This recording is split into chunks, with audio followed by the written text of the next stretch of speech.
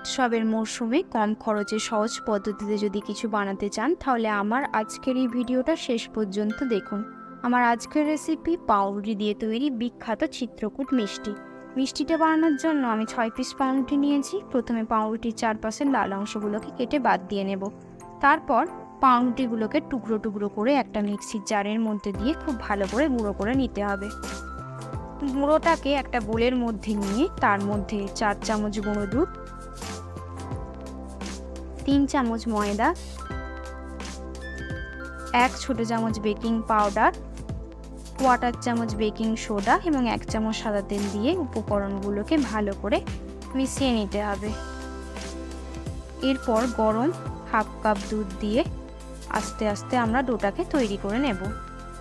এরপর কড়াইতে 1 কাপ চিনি এবং 1 কাপ জল দিয়ে একটা চিনির সিরাপ বানিয়ে নেব। এর ডোটার মধ্যে 1/2 চামচ এলাচের গুঁড়ো দিয়ে ডোটাকে ভালো করে মেখে নেব।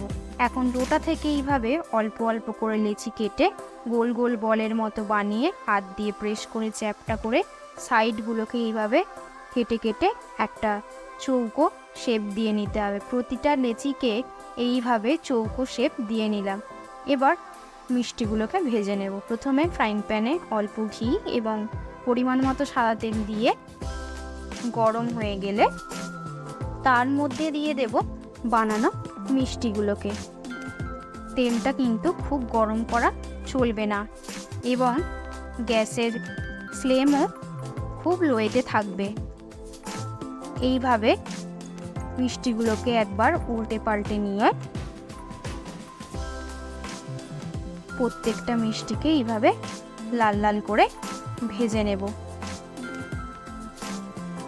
এরপর মিষ্টিগুলোকে কড়াই থেকে তুলে একটা পাত্রের মধ্যে ঠান্ডা করতে দিয়ে দেব। এইভাবে প্রত্যেকটা মিষ্টি তুলে নেব।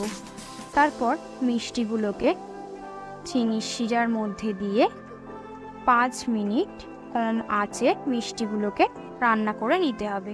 এতে কি হবে, মিষ্টিগুলোর মধ্যে খুব সহজেই চিনির শিরাটা শোপ করে নেবে আর মিষ্টিগুলো নরম তুলতুলে এবং রসালো হয়ে উঠবে। তাহলে বন্ধুরা, তৈরি হয়ে গেল আমাদের রসালো নরম তুলতুলে চিত্রকূট মিষ্টি রেসিপিটি। যদি ভালো লাগে তাহলে অবশ্যই লাইক, শেয়ার, কমেন্ট এবং সাবস্ক্রাইব করবেন।